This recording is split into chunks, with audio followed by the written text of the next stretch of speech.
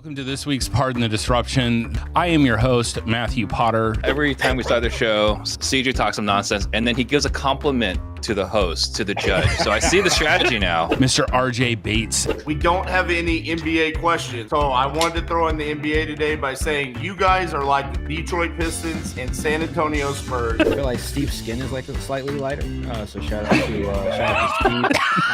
Steve. We have Mr. Leon, do not forget the G, Barnes. The G in Leon G. Barnes stands for growth. We haven't had a lot in my life on my face, so we're trying a new experiment. PTD has made me better. Absolutely. Greatest outros of all time right there. What is going on, everyone? Great to have you on this week's Pardon the Disruption. I am your host, Matthew Potter, and we are going to go ahead and get into it real quick. Just wanted to give you a breakdown of how we do things around here. Right here are our rules. We have 5 questions, ranging from real estate, business, leadership, viral video, sports, and trending. Each person will get 60 seconds, and then we'll argue afterwards for 2 minutes. Points are awarded to the panelists based on arguments and rebuttals, and we are doing something different this week. They've given me the power. You will get in-question points. Here's your points, and here's taking your points away. That's going to apply to RJ and Steve. Leon and CJ are just going to run away with it this week. We're going to get into intros, starting with last week's champion, coming to us from Dallas-Fort Worth. We have RJ Bates III. Introduce yourself. What's up, everybody? RJ Bates III here. I'm going to start a new segment on my intros. I'm just going to read the top 5 comments left on Steve's shorts from the previous week. Here's my top 5. Say you're a Chinese spy without saying it. Number 2, so the communist wants us to pay them. Number 3, look, a Chinese communist telling what Americans can own and can't own. Number 4, the ignorance here makes me cringe. And number 5, someone's being a little snowflake. God bless Steve Trang. Point to RJ for the great intro. All right, next up. Do not forget, we have Leon G. Barnes. Do not forget the G. Go ahead and introduce yourself, collective genius. Go ahead, boss. What's up, everyone? Today, unfortunately, G no longer stands for growth. It stands for gone. Be gone. All the hair on my face, all 7 of them are gone. Just could not stand it anymore. And every day that I looked in the mirror, I started looking more and more like RJ Bates. And if you start looking like RJ, you got to get out of razor. The G this week actually stood for get on the call. Leon was the last one to show up. That's why we started slightly late. All right. Next up, coming to us from Richmond, VA, we have Chris Jefferson, CJ, the U. Introduce yourself, boss. Chris Jefferson, the U. All right, Richmond, VA. It's always good to be here. I'm not sure the vibes I'm getting from RJ today. I'm not sure what's going on with this hat. Potter, it's good to see you. Light skin Steve, what's up? And young Leo G, man, it's good to see you as well, man. Good to see you as well. I see it. Oh, man. All right. Last, certainly not least, we have Mr. Disruptor himself, Steve Trang. Say hi to the people. So, I'm glad we have a full roster here. CJ saw the questions was about leadership, so he tried to duck it today because he didn't have everything to bring. And the reason why we're late, we apologize. The reason why we're late is because Leon showed up late, and his penalty for being late today is going to go through RJ's 36 points of how to be productive. So check that out. It's a video that's gone viral because no one knows how it takes 36 steps to be productive. The good news is I'll get 36 points today to make up for that. So I'll lose break even. How about that? There we go. All right, we're going to go ahead and get into it with question number 1. Earlier this week, Tiger Woods and Nike announced the end of their partnership. What is the longest real estate relationship you were or are involved in? Start us off, RJ. Yeah, so Cassie, my partner, we are breaking into our 14th year of being business partners. This is our 9th year of doing nothing but real estate. It's been a great just opportunity to teach other people how to run a successful partnership. Cassie and I, we never question each other. There's never a lack of trust. We show up every single day. And I think the thing that has made our partnership so successful has been the fact that our work ethics are aligned and our goals are aligned. And because of that, it's crazy to think about 14 years, but that's definitely the longest partnership I've ever had. There we go. 14 years. Congratulations. That's a solid partnership right there. All right, Leon, what about you? Longest relationship in this real estate business?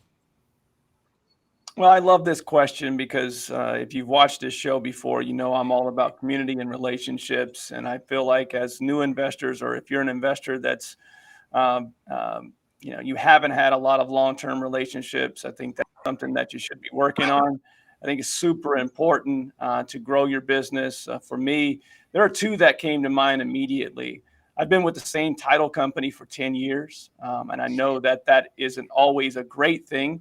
But the relationship that I have with my title company has been one that I feel like has helped me in so many situations turn, hairy situations into gold. I think one of the relationships, there are actually a couple different contracting crews for the fix and flips that I do, as well as the BRRRR strategy that I do. It says a lot about those contractors, says a lot about our business that we've had contractors that have been working with us for 10 years. Consistently for those 10 years, and they haven't had to go look for work, and I haven't had to worry at night if those projects are getting done or not. There we go. Consistency from Leon over there. We like it. All right, CJ, what about you? Yeah, I've got two that come to mind initially because I just saw the question for the first time. I've got I've got two lenders that I worked with. One that gave me my first loan on my first ever flip back in 2010. And I actually didn't have enough money for the $20,000 down payment. So I borrowed the $20,000 from another lender as a secondary source of funds on that deal. And I was able to do the deal 100% financing for my first deal, but I've been working with these guys for almost 14 years now. And that's been really cool. We've had some upswings, some downswings, some deals go left, some deals go right.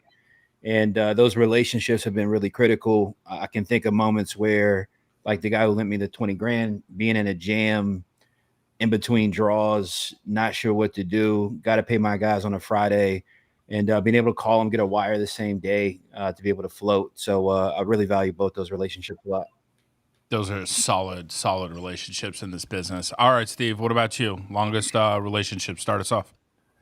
So before I get into it, I just want to give a shout out to Cassie. Like to be able to carry a glorified shift manager for 14 years, like wow, that's a hell of a freaking job. Like she should get her own points on this show for that. So for mine, I don't know if I want to admit it. Like, I don't know if I want to disclose this because it's kind of uncomfortable, but my longest relationship in real estate, it's not the short sale that we're still processing from 15 years ago. But it's the guy that helped me become the short sale expert. So, Matthew and I connected back in 08 or 09 when I was the quote unquote short sale expert, and he would do all the dirty work behind the scenes. So I've been working with Matt for far too long. We've done way too many different types of transactions together. He was licensed with our brokerage for some time. Now he's leading our real estate family tree. So that's, for better or for worse, that's my longest standing real estate relationship. 16 years. That's right. See the importance, boys and girls, of relationships. You too can host a show if you've known someone like Steve long enough. Look at that. We always wonder when that the only qualification. Yeah. So Steve was a short sale expert. Potter just did what you said you're saying. Now he's the short sale expert. What does Steve do? What does light skinned Steve do out there? That's what I'm saying. I go to the customers and I take it to the engineers, and I talk to the engineers and bring it back to the customers. NFTs. This is how you end up buying NFTs. I'm a goddamn people person. What's wrong with you people?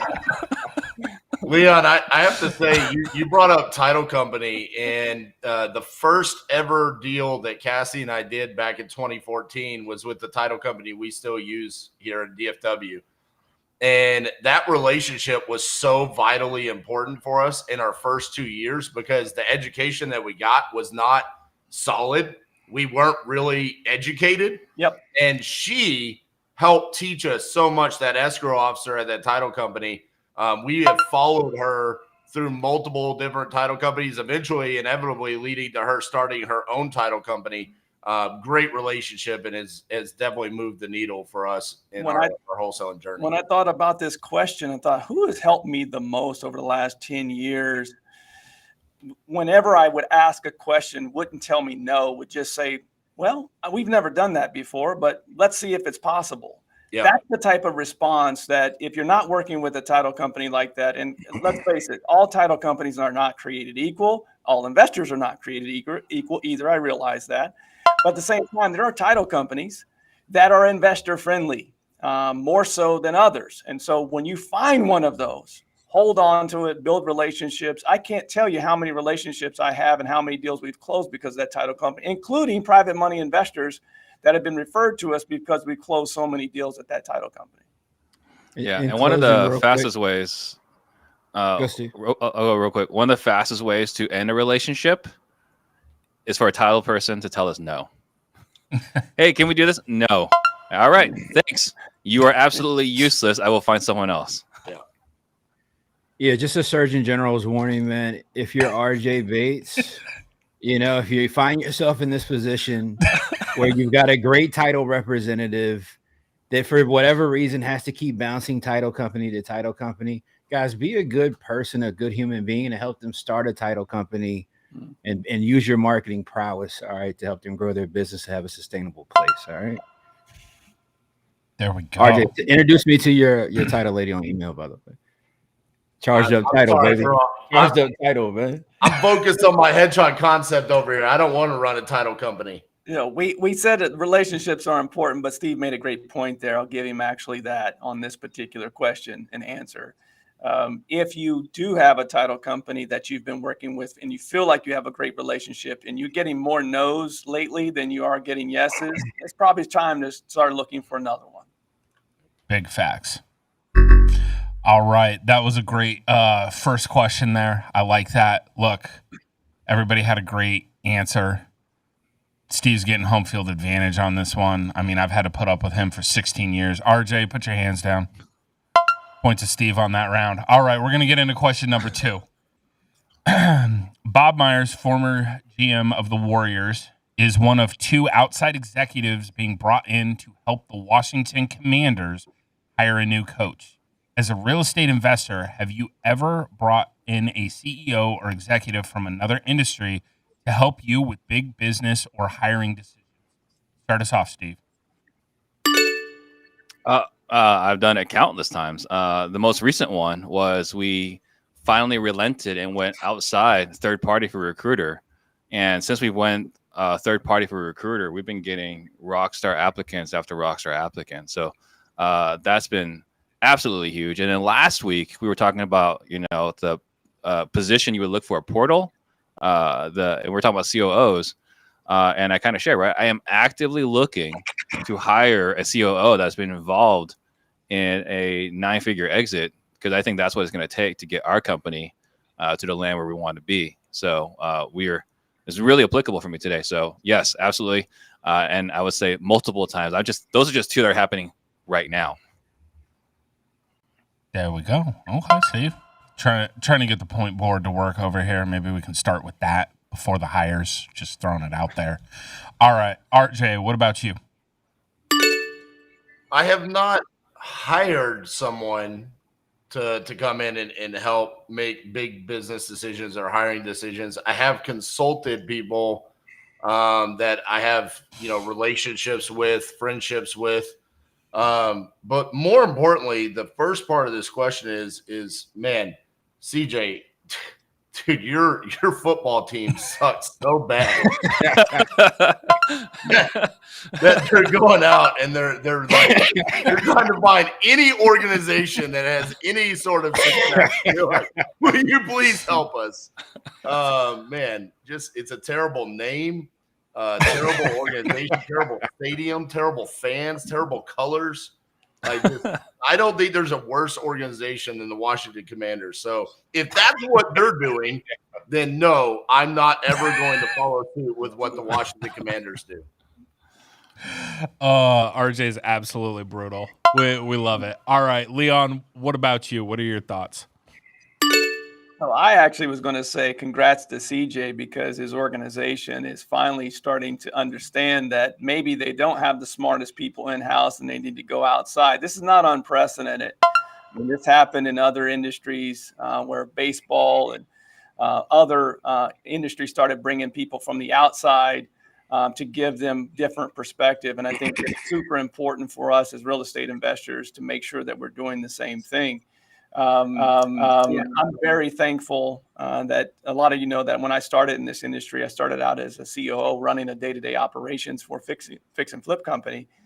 And one of the things that I forced myself to do out of the gates is make sure that I was around other business owners and networking. So I consistently networking with other business owners. And turns out all of us entrepreneurs have so like RJ, I didn't necessarily hire a lot of them, but I consulted on a weekly basis and went to their offices and talked to them about hiring decisions and marketing things that were working for them. So it is crucial. Networking, again, relationships, super important. And don't underestimate the power of going outside of your own industry.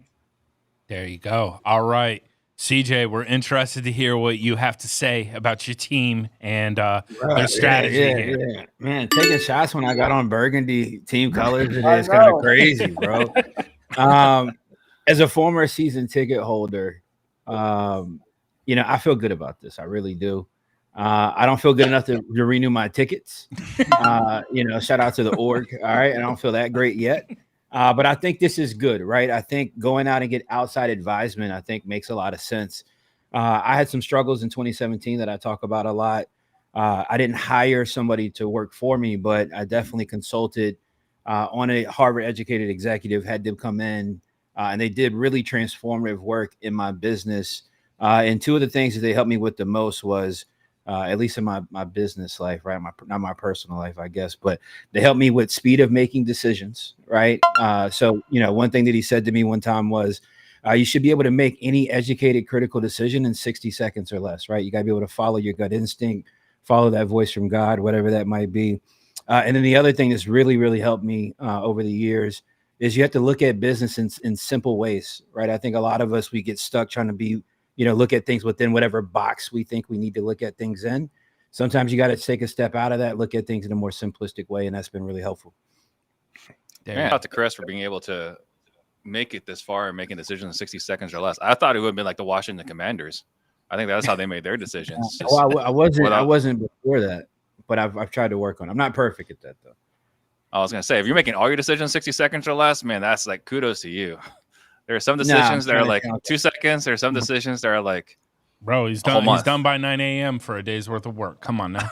There you go. Hey, I feel really good. Bob Myers is really smart. I feel really good about him helping the Commanders. One thing I would suggest is go ahead and, since they're right there in the DC area, just go and send him over to the Wizards as well to figure out that.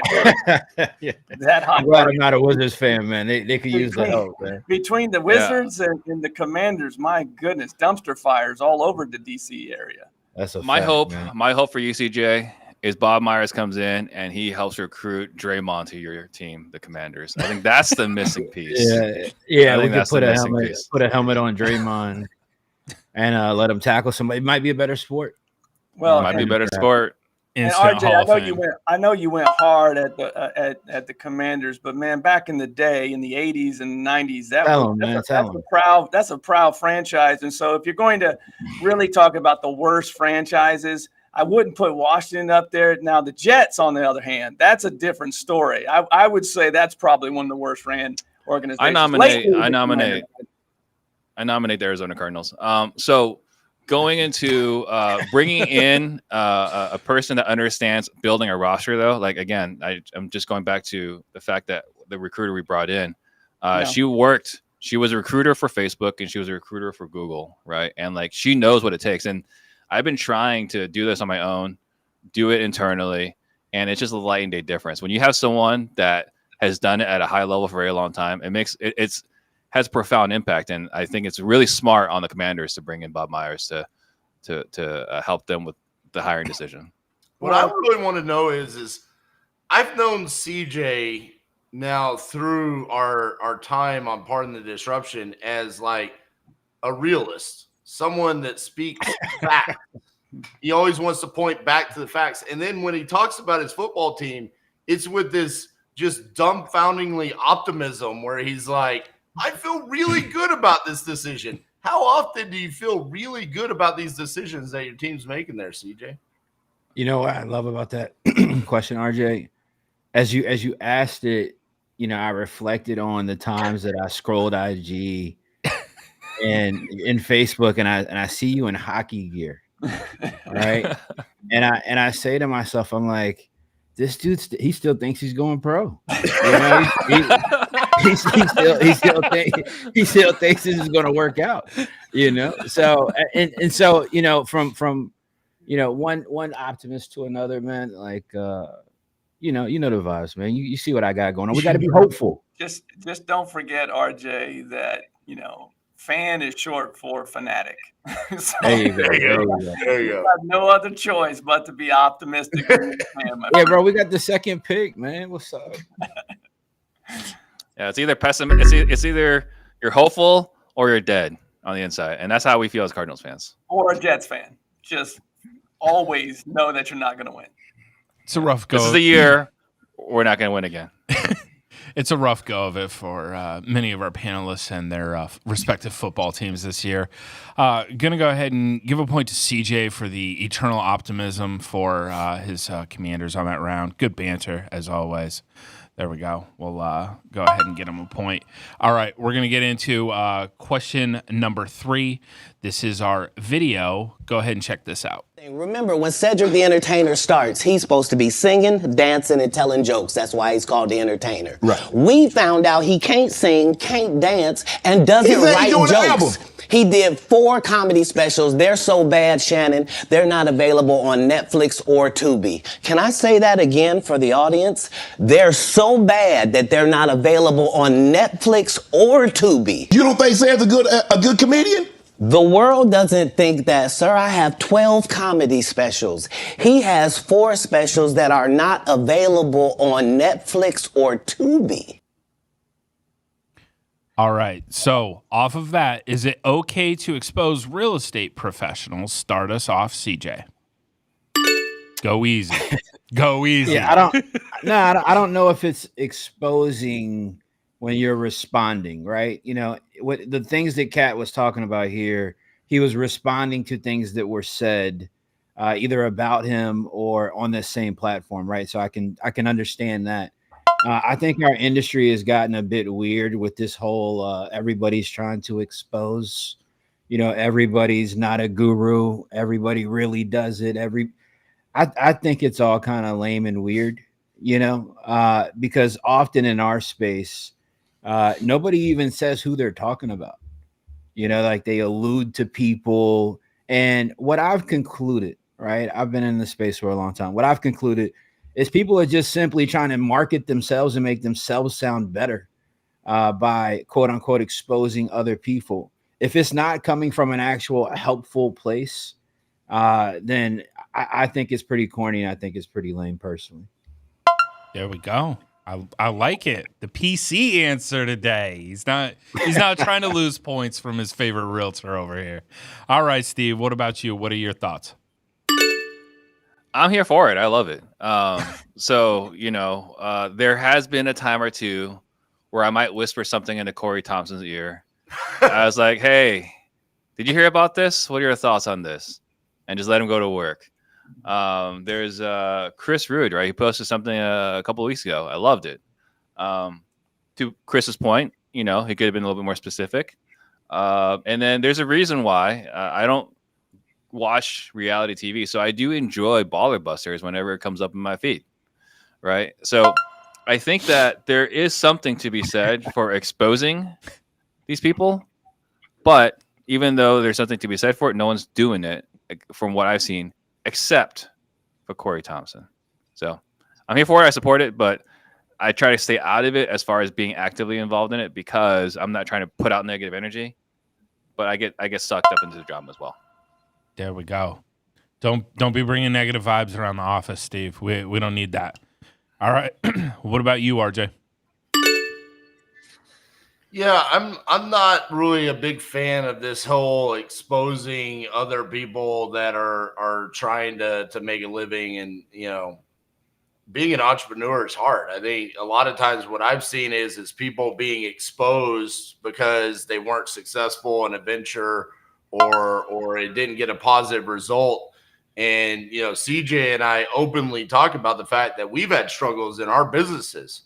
What could that have done to my family and my business and my ability to help change other people's lives if I had someone come out and attack me and expose me and be like, dude, Chris Jefferson can't make payroll in 2017. Does that mean he can't impact thousands of lives now in 2023? No, that's part of the entrepreneur journey at times, overcoming struggles.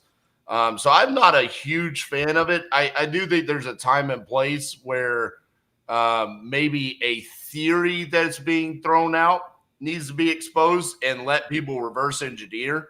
Like, for example, I saw a post on social media the other day that said, hey, if the numbers don't work on a deal, that's what you wholesale. I completely disagree. That is not what you wholesale. That's bullshit. I'll expose that topic. I'm not going to call out the person because it's not necessary. You can figure that out for yourself if you follow that person. So that's how I like to handle those situations. Don't talk about CJ like that, dude. He's right there. Like, come on now, bro. Be nice. Be nice. All right, Leon. What about you, man? Well, I mean, I'll let the audience go back and watch all the PTDs, and they definitely know that I love to spit fire. But I am not someone. I'm not someone to take a flamethrower. Which, by the way, how entertaining was that? I don't know how many views it's had now, but I'm for it when it comes to the comedy side because I love being exposed because comedians steal from each other all the time. The good thing about in real estate investing is we can steal from each other all the time and it not be that big of a deal. But in comedy, it's a little different, obviously. I am not, and Steve knows this about me. I try to never say any ill about anybody because I know that at almost 47 years of age, that negative energy and talking bad about others is just going to, it says more about you than it does actually that individual. So I try to spend less time on that. But one thing I will say is this, in a community like ours, 375 members strong, if somebody comes to me and asks me about a specific individual, about doing a JV or doing, hiring that individual, I tell them the truth, and let them then make the decisions based upon the feedback that I've heard about that individual services or what I know about that individual. That is not speaking ill will. That's speaking the truth. And I think it's important when we know these type of things. Like Steve tells me all the time not to work with RJ. I have to listen to that, right? Yo. So look, when we're talking about, the stuff that Leon doesn't want to talk about, that's the reason why I corner him. When we're a collective genius, like, Leon, what do you got? What's the latest, right? But as far as RJ goes, I strongly disagree as far as exposing someone during a downtime. The perspective here is when you're having a hard time, or CJ has a hard time, or I'm having a hard time, we'll say we're having a hard time. I can say with full confidence that my education company revenue went down as I was being honest about my business. But I live with that because I sleep good at night knowing that I am fully honest and transparent, right? My challenge, what you were talking about earlier, someone has a downtime. If they're talking about how awesome they're doing and they're not, now you're just selling snake oil because now you're selling something that's unproven. And now you're taking someone's good, hard-earned money that you don't deserve, right? Because you're selling under false pretenses. But it's our job as their competitor in the education space to be better at marketing, better conveying our message for them to spend their dollars and cents with us instead of the person that's selling snake oil. Yeah, because here's the thing, right? Like if somebody's doing what you're saying, Steve, I would assume they're not getting people any results. Like one thing I challenge people on all the time, right, is like, hey, like ask people for the results they've gotten people for what you're looking to pay them for. we're just in this weird culture. RJ reminded me when he went, I got a guy running around calling me a scammer right now, beat in court 8 times, right? I'm not losing any sleep over that, right? Like the actual reality of it is this, right? Like people exposed for their own benefit. That's the harsh reality. People are always looking to expose somebody for their own benefit, because I never see anybody doing anything about what they're trying to expose. Right. When I see other influencers and educators like talking about other people and referring to other people, I just think it's pretty corny, right? Like if you're not going to say who you're talking about and why, then it really has no room in the space to me, right? Like, that's so CJ. What you're talking about though, right? Is like you're suggesting that they should vet the mentor, right? But you're assuming that everyone is going to go through and do these things, and isn't going to fall for the marketing, isn't going to fall for the false promises. Like this is the greatest challenge. So this is breaking news, I know, to everyone, but in this industry of real estate investing, there's something that is different than comedy, right? When Kat was calling out Cedric the Entertainer, there's actual video of him stealing that same joke, right? You can actually go back and see it. The difference in real estate investing that we all know. What's one of the first things that we say at the Collective Genius, Steve? In the first day, check your ego at the door. Check your ego at the door, because in this industry, people always round up on numbers. Now, I'm not saying all. Gross not net, huh? Gross not net. Here, people lie on their numbers. Now, I know that's breaking and shocking, but the reality is that it is common practice in this business, and that's why I said before, I'm not here to flamethrow anyone, but if I am asked on should I choose Steve Trang as my sales trainer, I'm absolutely going to give them all the positives and all the negatives, the one or two that I've heard. I'm going to give them the truth and let them then make the decision. But Leon, even in that scenario, like for me, like if somebody says, "Hey, don't do business with RJ because of XYZ," like that's not going to sit with me. I'm not that type of person. Right. Unless you can show me a firsthand experience and like you can reasonably tell me why you had a negative experience with RJ. I'm not naive. Right. Like I know that some people don't like other people. Like we got to stop operating in this world like as if unanimous love exists. Absolutely. Right? People don't unanimously just love everyone or like everyone. Here's one thing I say all the time. All of us as a community, as educators, as trainers, we cannot be all things to all people. So we cannot satisfy every single individual. Absolutely. People should understand that when they're making decisions. And that's a great point. Because how many times has somebody, and I'll be quiet, RJ, how many times has somebody from a jaded perspective, shout out to RJ Bates, man, I like the hat. How many times from a jaded perspective has somebody told you not to do business with somebody? And maybe they've never even done business with that person themselves. Sure. Right. They're operating from a secondhand conversation or thought or opinion, or you don't even know what the person's ulterior motive is. So I just think we got to be cautious with that. We have to be cautious in all ways, but I think we certainly have to be cautious with judgment. CJ, you done? Yeah. You can try to get some points. Go ahead. Shout out to CJ's opinion on this one. He really wanted to make it known. Going back to what Leon was talking about, everyone rounds up on numbers and things like that. And taking a little bit of a shot at CJ here. I think this is why it's important to follow people's organic content. If you follow it long enough, you will see lies being told or the story adds up. Because the liars out there, they will tell you, hey, I'm doing $10 million a year. And then all of a sudden you see like the posts change. And then it's like, I just did my first $1 million month. But I thought 2 months ago you had 800,000 in escrow. Like the stories don't add up sometimes.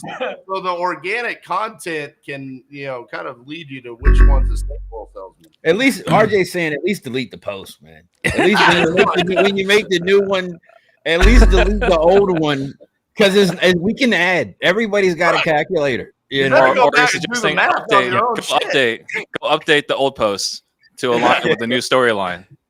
Always read the edit. One last point on this. You know where I see the most inflation of numbers? Not to take a flamethrower to anyone. Oh boy. But when someone tells me they do 20 million in business, who is that generally? Realtors, baby. Thank you. Realtors. Shout out to NAR. I closed 100 million this year, baby. Everybody's I just saw a realtor say this today. Everybody's losing points. And I'm just like, yo. Hey, I'm $1 million producer too. Yeah. Potter, you know that's truth. Hey, that is absolute truth. Look, you add up the price of the home, the house that sold. Yes. Hey, the house you sold 10 houses for 500,000. Now all of it, come on.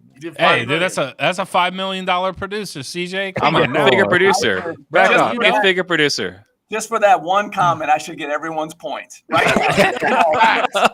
Actually, I donate all of my points to Leon. Give them to him. Leon came in guns blazing on that one. He did. He came in guns blazing.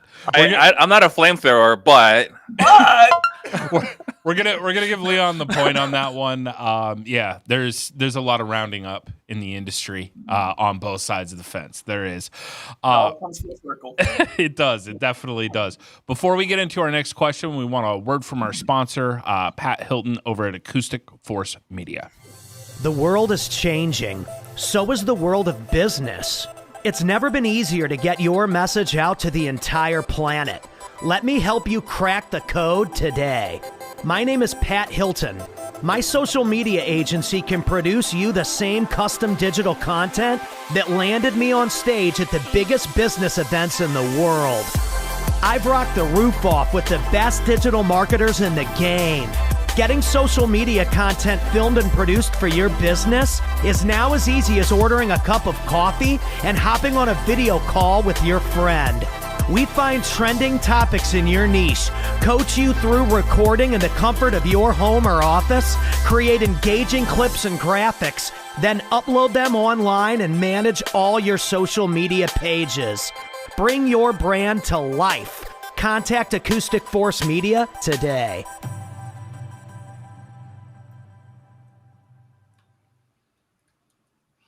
Awesome. Thank you to Pat for everything that you do for the PTD crew around here. We're going to get into question number 4.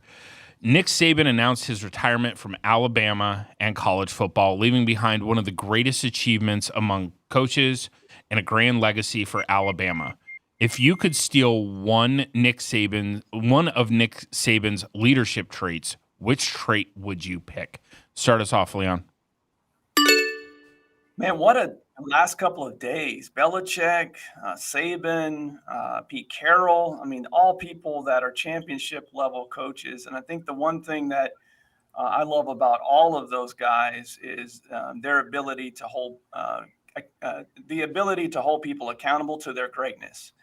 Saban was a master at holding elite talent accountable to their greatness, to live up to that 5-star ranking. And to me, that's the legacy of Nick Saban, is holding people accountable to be great, above and beyond whatever they came in thinking they could be.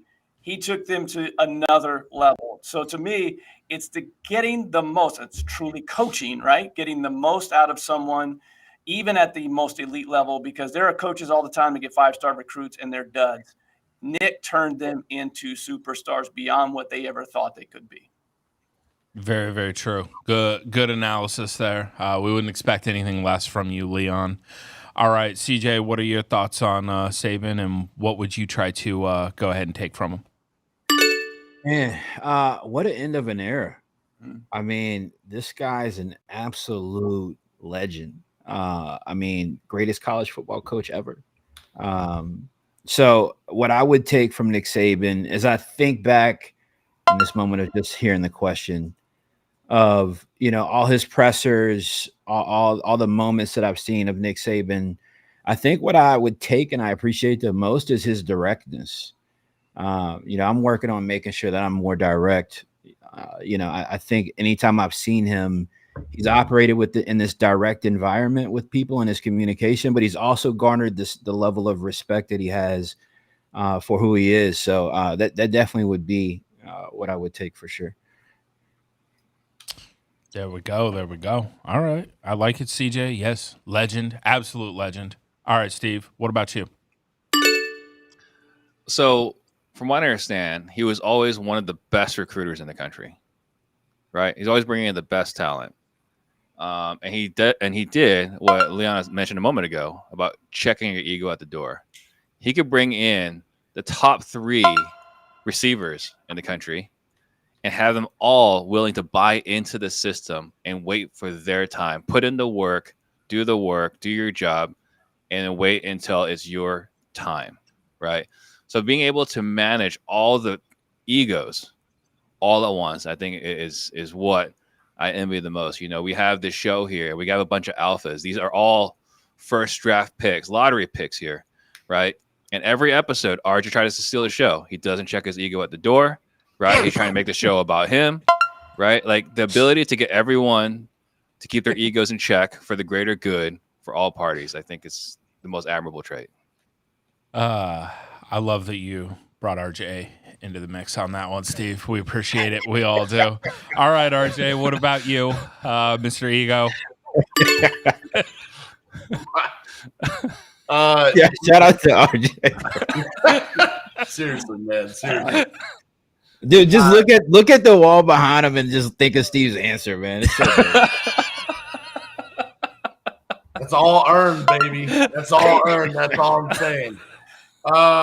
Listen, when I think about Nick Saban, I think about his ability not only for what he did for his players, but to create great coaches from his staff. His coaching tree is undeniably one of the best of all time. Not his results, but his ability to bring people up within his organization and then let them go spread their wings. 10 NFL head coaches have come from him. Last year's NFL Coach of the Year came from his coaching tree. 9 former FBS coaches, 13 current, including the back-to-back national championships with Georgia, with Kirby Smart. 4 of those coaches are in the SEC. And it'll probably be 5 when one of those comes in and replaces him. And then he has 3 coaches in the FCS as well. I mean, his ability to bring coaches up and let them go out. I mean, what he did for Steve Sarkisian and hearing that story, Steve Sarkisian couldn't get a job. And he said, come be a consultant for Alabama. And he resurrected that man's career. Now he's the head coach of the University of Texas. That, I think, in the coaching realm will be Nick Saban's legacy, not the national championships and everything else. His ability to change other coaches' lives. I think that's what Nick Saban will be remembered for. RJ, that's a great point. I forgot about when I was talking about demanding greatness. I just isolated to players like the quarterback room that he had with Jalen Hurts and Tua, what's your guy's name in New England? He had 3 starting quarterbacks. That ain't my guy, bro. Don't put that on me. Yeah. Well, he had 3 starting quarterbacks, and managing, to Steve's point, he managed egos and he demanded greatness, not only from his players. That, again, you're coming in with 5-star egos, right? That's one of the things that people talk about. I'm attracted to greatness. So if I'm reading any sports book, it's always about, the Phil Jacksons of the world, Michael Jordans, obviously, the Nick Sabans, wanting to understand how you get the best out of, because Mike Tomlin talks about that all the time with the Pittsburgh Steelers, is that coaches, our job is to get the best out of someone and coach them up and get them to be able to do. I can't think of anyone at the collegiate level in my lifetime that did it better than Nick, not only from a coaching standpoint for his players, but to RJ's point, the coaching tree is phenomenal. But Leon, on that note, if you were to say who is the better coach, because our next question is about Bill Belichick or Nick Saban, the results on the field are pretty comparable. But the results off of the field and what they did in their coaching trees are polar opposites. Mm-hmm. Bill Belichick's coaching tree underneath him is a hot mess. No one left Bill Belichick and went out and succeeded. So many other people left Nick Saban and went out and replicated what they did at Alabama. I mean, look at what Kirby Smart's doing at Georgia. It's basically Alabama Junior. Yeah, so, he's Alabama 2.0. Yeah. Leon, so like since you're studying greatness and like how to get the most out of people, and that's what you admire, like what are we gonna do to get the most out of CJ? Because like he just checks it in every week. Yeah, I'd love to hear the answer on that. Yeah. Mike and Steve coming in hot today. I like it. I like it. I think it's the burgundy that threw him off, man. I like it. Hey, CJ, what would you feel about if Bill Belichick went to the Commanders? I'm not a fan of that at all. Look, I think Can't be worse.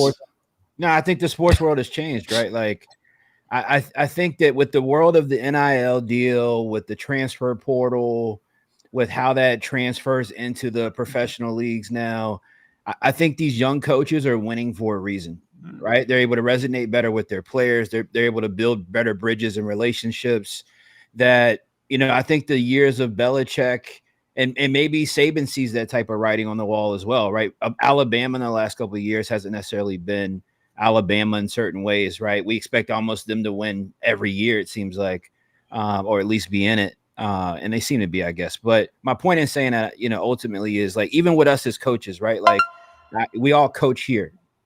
There's a certain level of work that it takes to like build a bridge of trust with somebody underneath you, whether that's a student, whether that's another coach, whatever that is. So like to RJ's point, Saban's been able to create a level of trust with players, with the AD's office, with other coaches around him. And that is truly coaching all the way around. Yes, I would say that one thing I would slightly disagree if I'm a Washington Commander fan and Bill Belichick's name was mentioned. We started this off talking about greatness because obviously Belichick and Nick, I mean, you could argue both of those are the two best college and professional football coaches of all time. And it's hard to argue against that, right?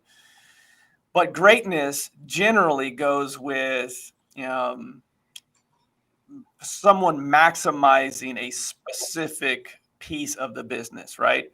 Like if I were going to bring in Belichick, there's no way I would bring him in to be the GM as well. He'd have to be like Andy Reid, where Andy was like, I got to give this up because I'm really good. I can be great at being a coach. So if you were going to do it, you'd have to have a great general manager that would work well. And I think that Bill can do really well still in the NFL with a great general manager. I'll say one thing that I also think that played a role in the Nick Saban's decision here is that he knows he could be a great, like absolute great TV personality. And I think he's gotten to the point where he feels like maybe the game's starting to pass him by. And he's like, dude, I could go be a Hall of Fame TV personality for 10, 15 more years. And that's a lot less stressful. So I think he kind of realized, like, instead of what Belichick's done and kind of stayed on the horse for too long, he said, hey, I'm going to go do something else and be great at it. Surprised by it, though. I can tell you when we got that news last night, I thought Nick would be the guy that, like Bear Bryant, or Joe Paterno, that died within, months of leaving. I just thought that he would be a lifer. So I was surprised by that. Yeah, that was definitely some breaking news. Something else to think about. He walked away from $71.8 million remaining on that contract. Like that's not like. Wonder what that broadcast deal is going to look like. That's what I'm saying. Like, well, it's got to be what greater than or equal to. My man's got no expenses. Alabama paid off his house. I mean, the guy's got zero expenses and a bunch of money in the bank. I mean, he's going to be okay regardless. Absolutely. On that round, shout out to RJ getting a hold of Saban's Wikipedia page and just going through all the coaches. Like, geez, got to give him the point for that one. Did some research. We're impressed when RJ brings his research. The R in RJ Bates stands for research. It does. The J is junior because I still got him on that one. Awesome. All right, let's get into our last question today.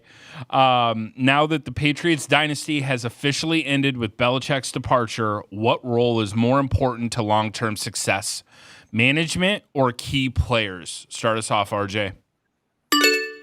As a Patriots fan, thank you so much to that organization that gave us 20 plus years of just amazingness. I mean, I don't think we'll ever see anything like that. On that note, I love Bill Belichick to death, but it's key players. Management cannot win without talent. Talent can win with poor management. We saw that the Tampa Bay Buccaneers. They didn't have great management. They didn't have great coaching. Brady went down there with talent and still found a way to win a Super Bowl in that organization. Belichick could not win with bum-ass Mac Jones and Cam Newton, okay? Like, he couldn't do it. He's the greatest coach of all time, supposedly, but we couldn't even find a way to go to the playoffs, not much less win championships. So, in my opinion, it's got to be key players is more important than management. Yeah, that third place draft pick's looking really sharp this next upcoming season. We're excited for it. All right, Leon, what about you? Well, I definitely knew where RJ was going. We've had this kind of question before, and he's always Jimmy's and Joe's over X's and O's. But I will say that Jimmy's and Joe's. You never heard that one before? No, that's great. Yeah, always Jimmy's and Joe's over X and O's. That's in basketball. So when coaching basketball, yeah, I'm definitely looking for Jimmy's and Joe's because I know I can put them in my X and O's and be competitive. But if I think about this from a business perspective and really dissect the question, the question says long-term success. And Steve can attest to this. You bring in a bunch of Mavericks as your acquisitions people, and they will get you to a certain point. They're really good at the gift of gab and closing. But it is a temporary fix. If I dissect the question and look at long-term success, and don't get me wrong, they're both super important. You've got to have the Jimmys and Joes. But for long-term success, for me, you've got to have management and key and processes to build key players. It may not work in the NFL, but from a business perspective, this is which way I'm going. I'm going on the management and process side. There we go. You're only going to go as far as your systems will take you. All right, CJ, what about you? I mean, it's obviously management. Management's always going to win out. Great management creates key players at all ways, right? That comes down to your training. That comes down to your scouting. That comes to how you develop people. So it's always going to be management to me. And that should be evident, right? I know this is RJ's favorite team. But he could watch maybe more hockey than football. I don't know. Right. But once the key player left, right, as they often always do, right. When we asked about longest relationships other than Steve, and I don't know how they figured this out, but nobody said keep like the key person in their business. Right. People leave. They go try new things. They want to go other places for other opportunities. So it's always going to be management because that's what creates those things. Unbeknownst to CJ, I am the reason that Steve's still in business. So just wanted to share that with you. If I had to take a wild guess, that would have been it. There you go. That's it right there. I mean, you're doing Somebody's got to carry the sled from the front. And it's not light-skinned Steve, bro. No, and he's doing $100 million worth of business every year, so you know that. Hey, listen, it can't be the guy who spends $150K on a digital token. All right, that can't be the guy we trust for everything. All right. Oh man. All right, Steve, what about you? Management or key players? So there is some truth there, and Matt has been an absolute key player, if not the MVP throughout my career. So I don't think you can have one without the other. You look at it as a leadership principle. The team can only go as far as the leader can lead them, right? And the leader can only go as far as the team can take them, right? It goes both ways. So you can't just focus on one or the other. I take that back. What we can control is ourselves and be the best version of ourselves. So we can attract the people that will want to work with us, right? So then we can build out the best systems. But you can't just have a great system. I can't go to Collective Genius like, okay, I'm going to sign up for Left Main. I'm going to get Audantic. I'm going to do this. I'm going to do that. I'm going to do that. Boom, we're done, right? I'm going to have Gary Harper come in and build my business. I'm done. It doesn't work that way. You can't just have systems and management. Likewise, I can't just go recruit a bunch of rock stars and be a crappy leader, right? If I can't lead them, they're going to go off and like, why am I working here? I can go off and do this on my own. How many times have you heard people that run a wholesale business like, oh, my guy just abandoned me and left me to go do his own thing? The reason why they left is because they didn't believe in you being able to help them get where they wanted to go, right? So I think it goes both. You can't have success without having high level of management and high level of people. Key thing there being long-term success. And I agree with you, Steve. It is important for both, because if we just went with talent, to RJ's point, Jamarcus Russell, Ryan Leaf, we wouldn't have a term called bust, right? All these players that were number one overall picks, Michael Olowokandi in the NBA, all of these people were super talented, but were bust. So you have to have both. And that had nothing to do with management on why they were bust. You don't think the organization, like Jamarcus Russell, you put him in the right system, or Ryan Leaf, or any of these players they're talented enough to be a top pick overall or 5 pick. You don't think organizations matter? I cannot help the fact that the Raiders thought a 350-pound guy was going to be a great quarterback. Okay. You like, can't. That was their fault just by looking at him. You don't know that he wouldn't have been great in another better run organization. You don't know that. Okay. But that's not the question. I mean, the question, we're assuming that key players are like the Tom Brady's and the Aaron Rodgers, not the bust. You wouldn't consider a number 1 draft pick a key player? Yes. No, go look at the history of number 1 draft picks. They're normally bust. But that's again. But that's Leon's point.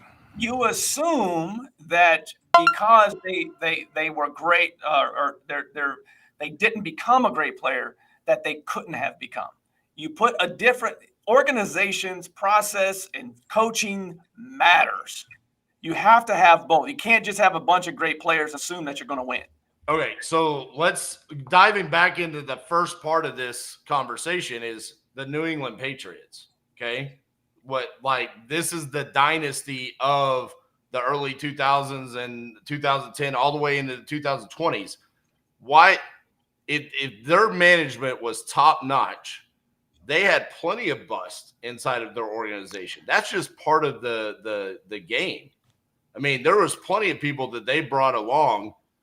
Are you saying that just great management automatically eliminates the fear of having a bust? It doesn't prevent you from making mistakes, but you're going to have better long-term success. We're talking about long-term success here, right? Like did they have crappy picks? For sure they had crappy picks.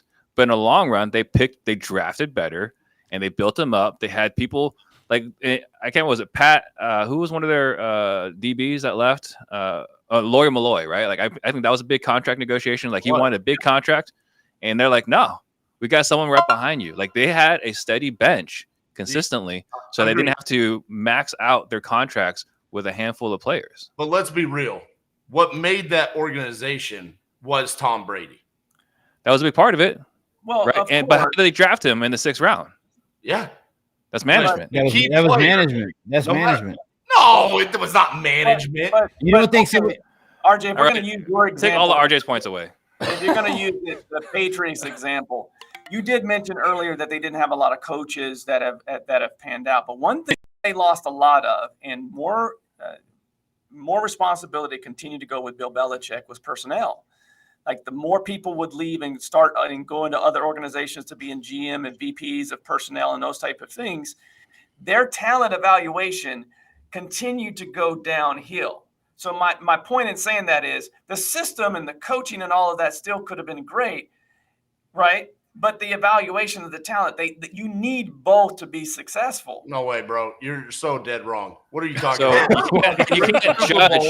You can't judge an organization by its last 3 years. They won 3 Super Bowls in the first 4 years, and then they won the back 3 on the back 4 years. What are you talking about? Their talent evaluation went down. No, I'm talking about recent. The recent last 3-4 years where they haven't been. Yeah, I think you're losing RJ. RJ's one of those guys, man. Like because the those guys that like all they talk about is their high school accolades. You know what I'm saying? Like it was a long time ago, bro. Yeah, Ed Bundy. Hey, so or Al Bundy. Hey, so real quick, have you guys watched The Art of Coaching? So it's an HBO special. I watched it a couple of years ago, and wait, I thought you didn't watch TV. I don't watch a lot of TV. It was a couple of years ago. Reality TV.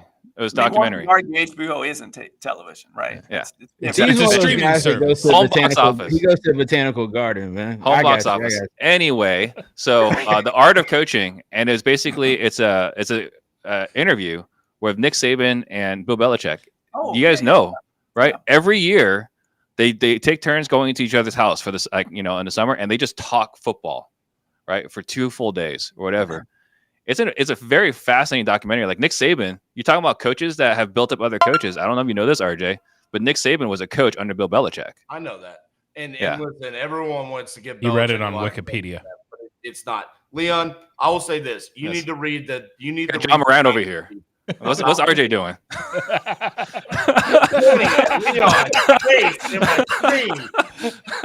Leon, you need to read The Dynasty, and that was the. I actually have read The Dynasty. Then you need to read it again and actually try to comprehend. This is the first time we had on the show where someone said, "Hey, go read a book. Hey, do yourself a favor, go pick up a book." So the lazy answer is that it was just Tom Brady. That's an easy, lazy answer. That's lazy, RJ.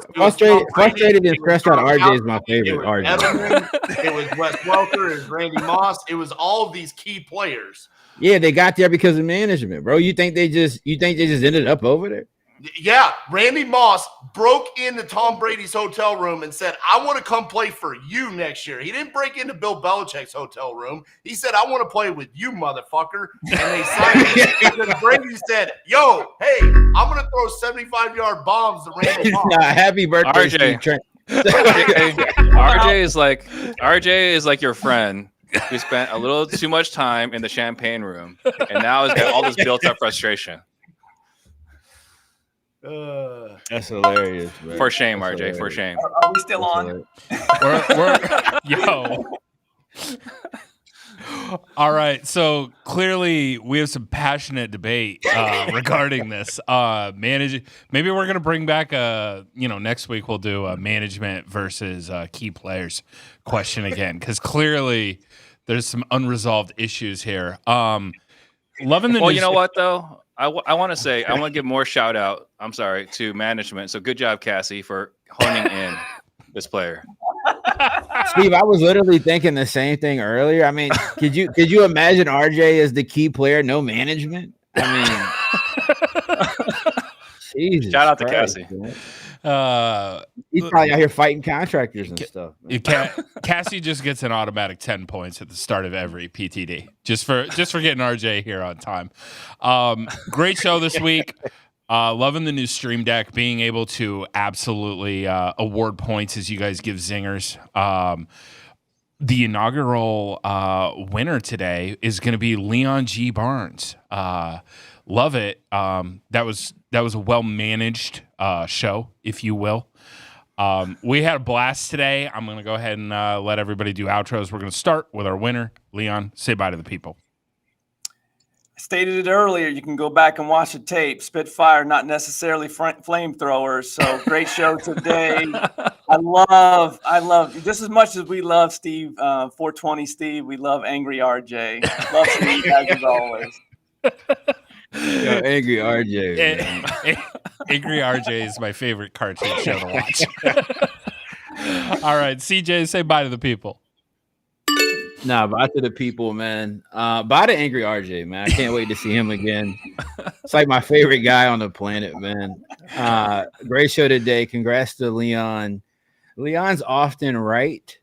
And he comes from this very, stoic place. So good win for Leon today. I think it was well deserved. I was going to give him all my points too, but I just didn't want to follow behind RJ because that didn't seem like good management. But 7 p.m. Eastern tonight, startflippingdeals.com. Haven't done a class in a month. We're back, baby. I'll see y'all tonight.